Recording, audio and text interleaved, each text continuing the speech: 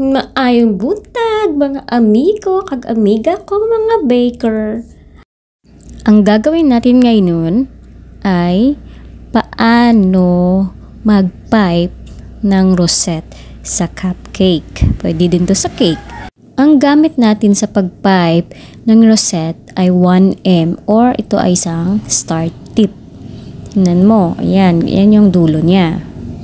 Pag nagpa-pipe ka ng rosette, para ka lang nagsusulat ng maliit na letter E. E as in eagle Ayan, dandahanin mo hanggang makover yung cupcake. Slow mo natin. Push, then up, then slow letter A hanggang dulo. Sana makuha nyo na. Ulitin natin.